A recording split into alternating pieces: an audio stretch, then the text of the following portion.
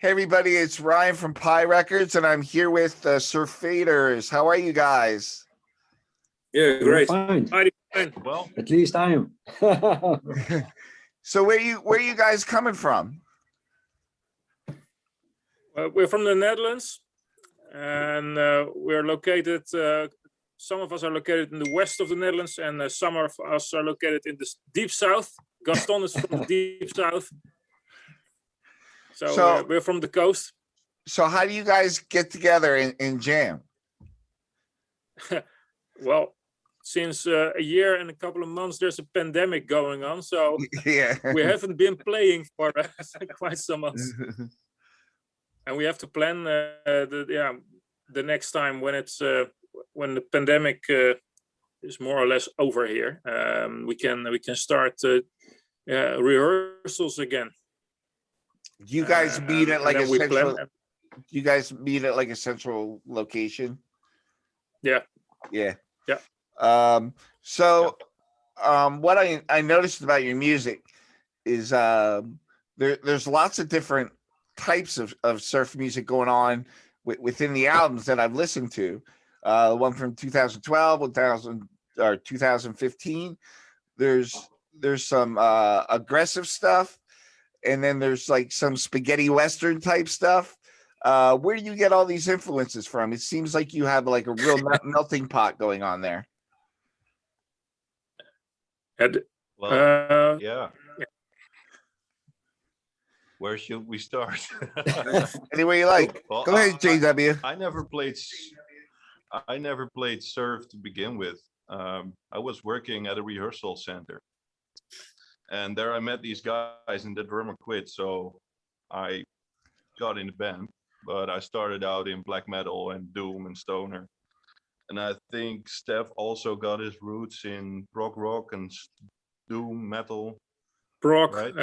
symphonic rock, prog rock, and metal, death metal. So, and when you get older, you turn the distortion a bit down. And Gaston has got some really different influences. Maybe I'm the guy with the closest influence to surf music, because when I was young, my first tape that I bought was a tape from the greatest hits of the Shadows. So I really like that music. Very musical, very nice guitar sound.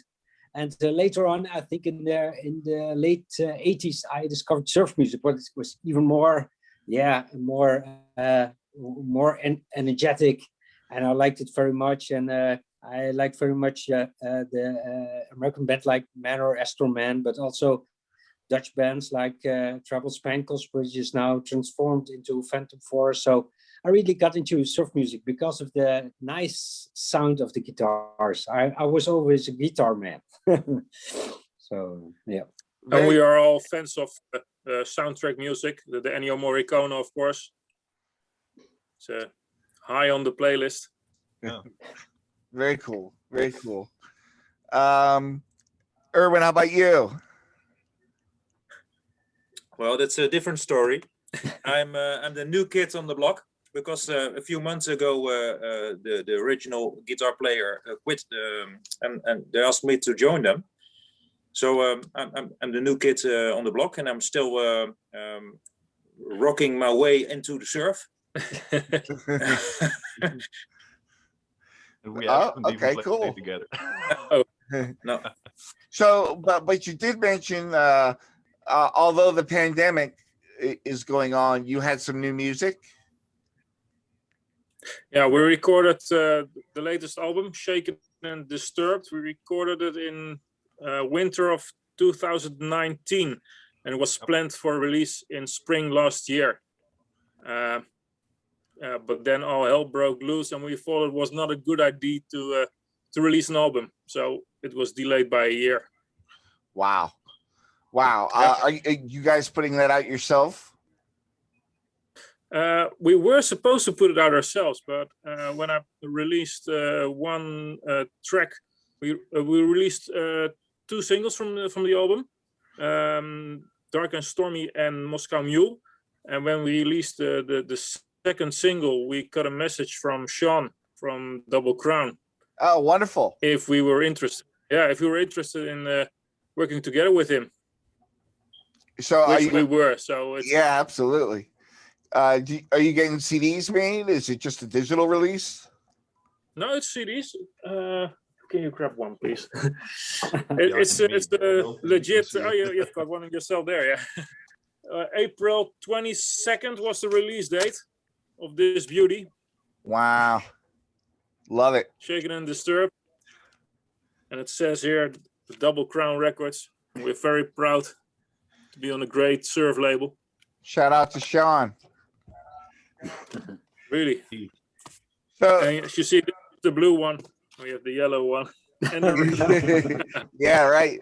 The other, Collect them all. I have the other two. Yeah. Cool. Oh, great. So are you guys Good. going to be on the Continental sampler? Yes. Yeah, we are there All right. with I think a song called Alien Secretion.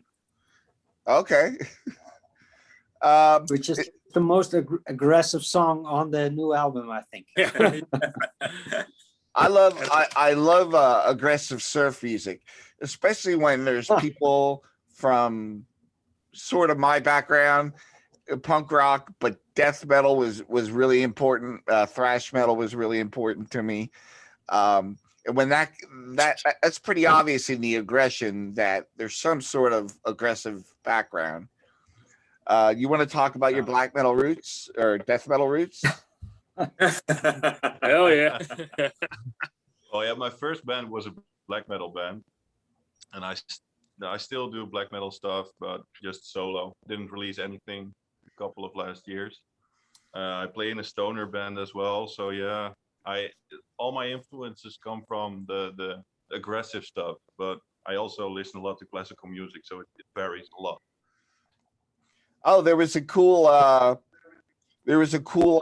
CD that came out with surf versions of old classical music. Did you guys hear that? Are you on that? No. Yeah, No. I've seen it. There's also one with only black metal covers in surf. Oh, I really? think it's called the Black Emperors or something. Oh, I have to check that out. That's awesome. Yeah, that's pretty cool.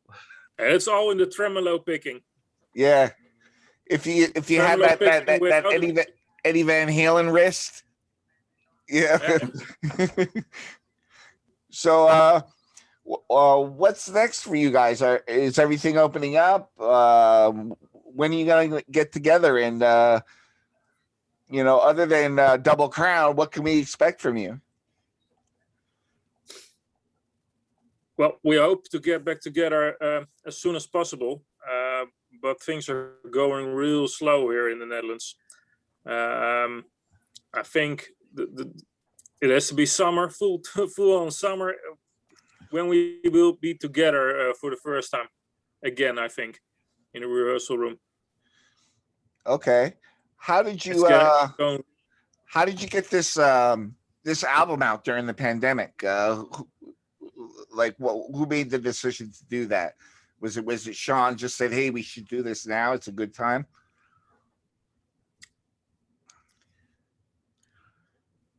Yeah, We did. it's like we wanted to release them ourselves, but it took a lot. Then we wanted to wait when we are usually we want to arrange a big show for a big release show for our new album. Yeah. We're used to that, but still, all the possibilities to release were delayed. So finally, we got kind of fed up with it. So we thought, "Yeah, sure." So this spring has to be the time to release the album because it's surf music. Everybody should be in get into a really good mood again, and surf music is a good way to do it. So we decided to release the album this spring a couple of weeks ago.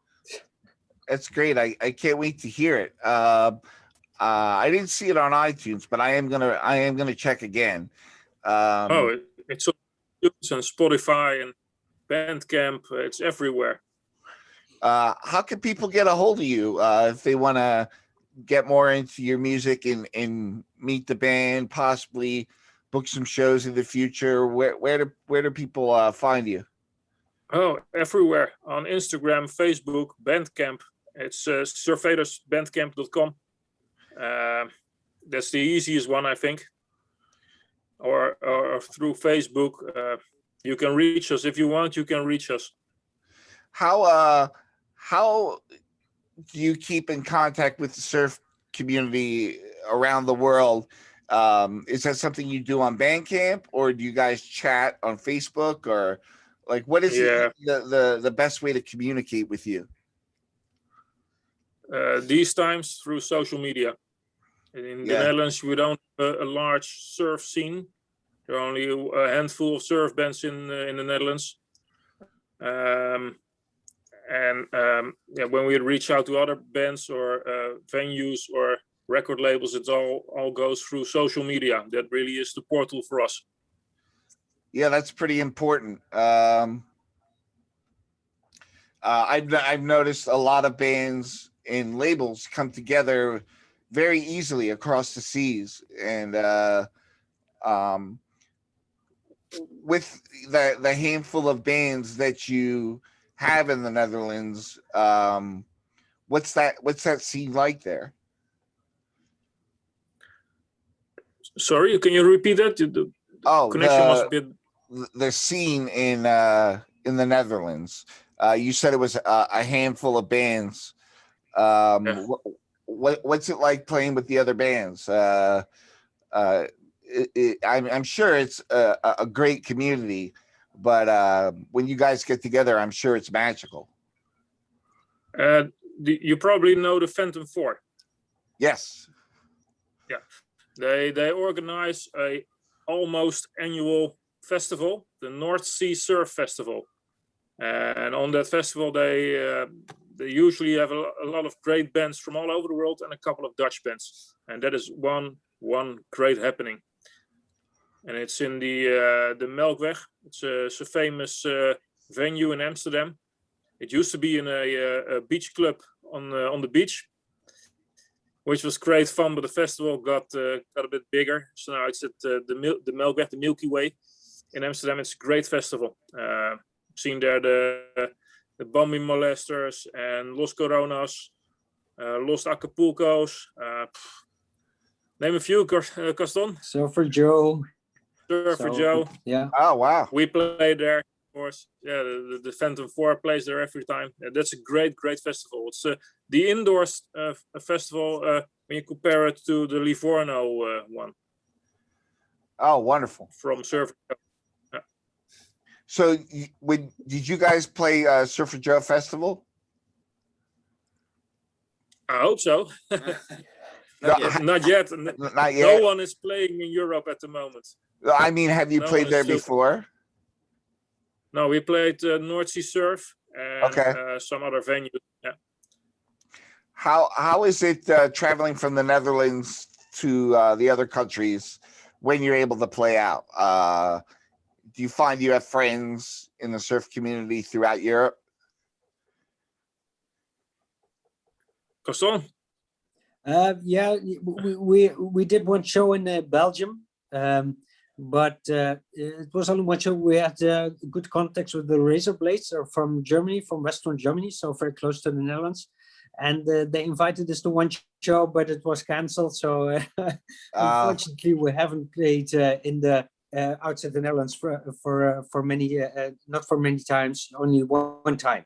So our main city we play is normally The Hague, and then Leiden. And in our early days, we a lot of the shows were in Amsterdam. So we're just like in the western part of the Netherlands, we're performing in the days when we did perform almost 10 times a year or something. So a show one show once a month.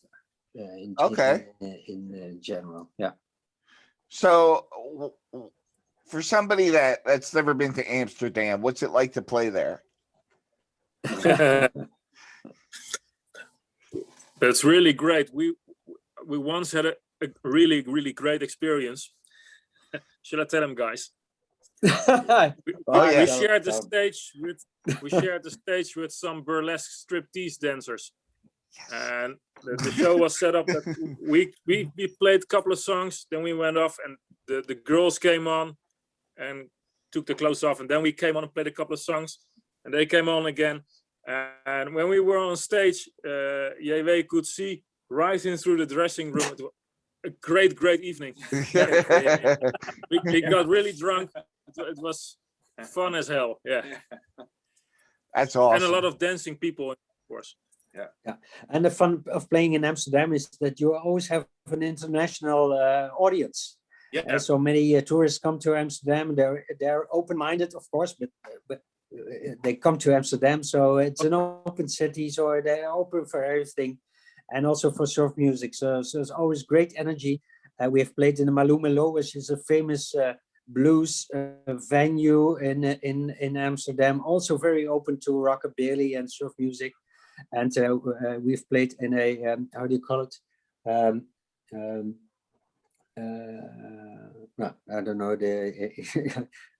So there are many great places to perform in Amsterdam, and always a very enthusiastic and open-minded crowd, international crowd. So that's the fun of playing in Amsterdam. The fun of playing in The Hague is that The Hague is a really rock city.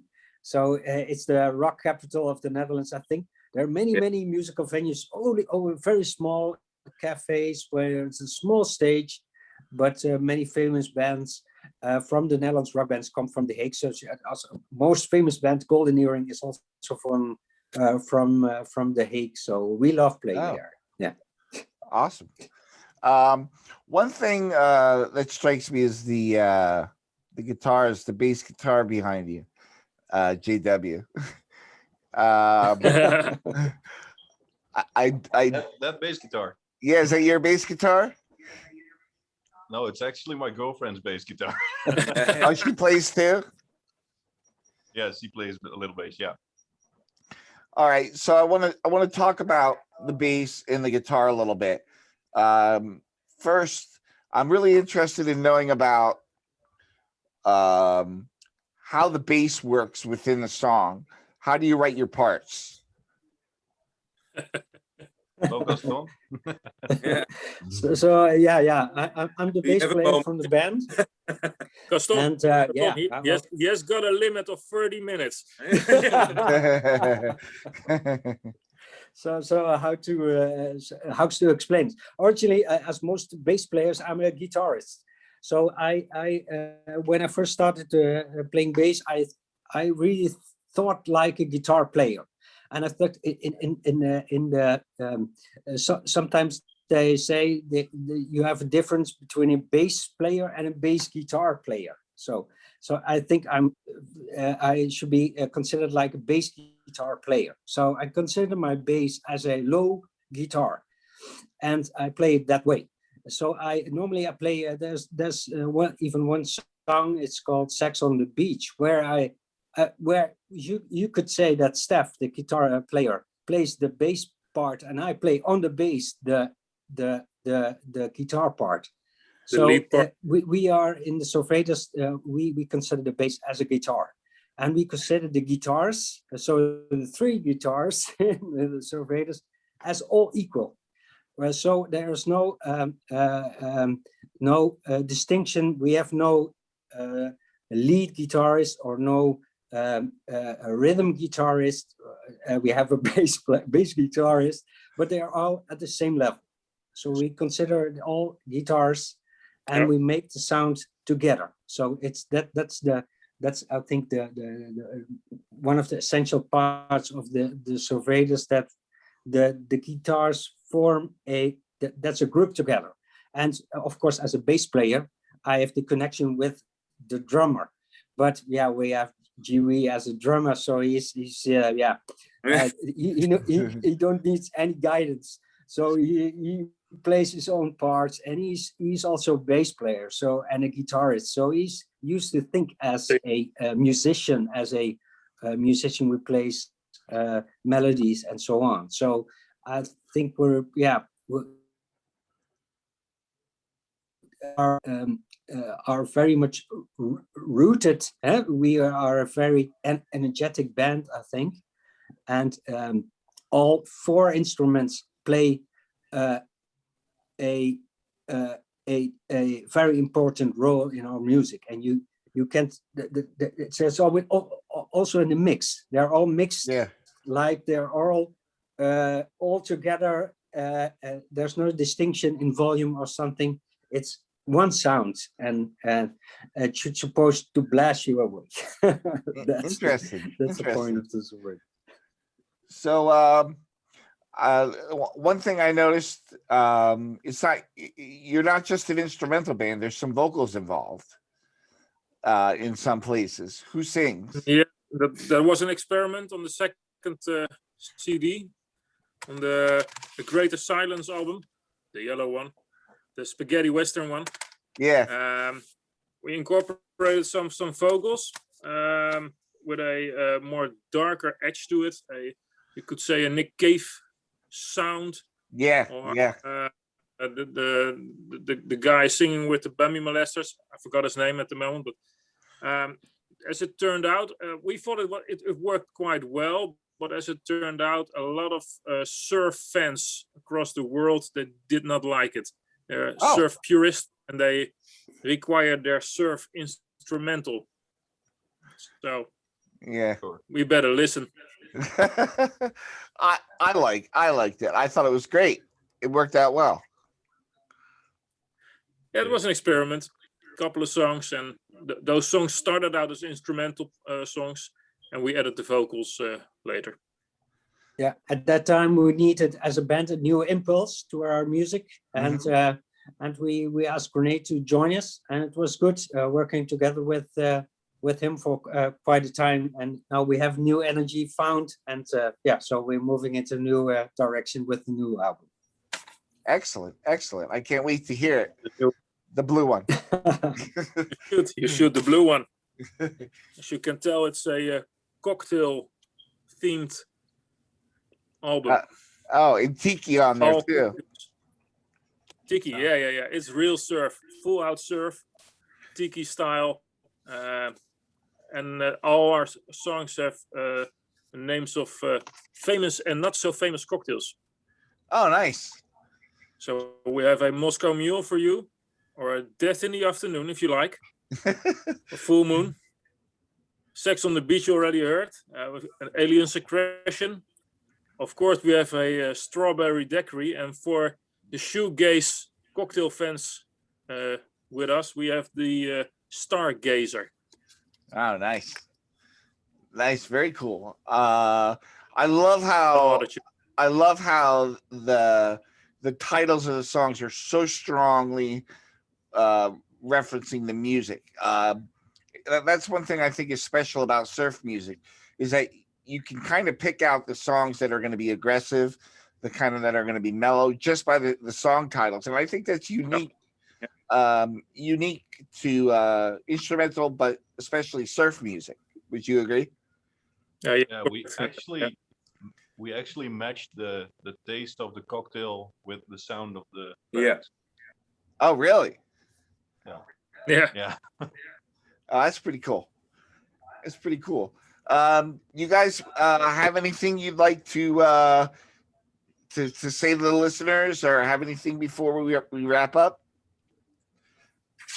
Well, if you want to check out the new album, Shaken and Disturbed, or the other two, A Greater Silence, the other one, and Drag Strip Murder Mystery, it's a bit of glare, so sorry. Please visit us on Spotify, iTunes, Bandcamp. Connect with us through Facebook or Instagram, whatever. Surfaders, and you can't go wrong with that. Yeah, drink a cocktail with us. Yeah, Awesome. Especially that. yeah. Yes. Awesome. It was so nice to meet you guys. It was so nice to meet you guys, and I wanted to thank you for your time. I know it might be a little late there, so I really appreciate you giving me your time, letting me talk to you and hear about your band. I really enjoyed the records I listened to, and I just want to thank you, and I hope you have a great day. Thank Nice. you. Thank you very much. You have a Thank great you day very too. much. And yeah, have a listen. I hope you like it as much as the other two. I can't wait. Cool.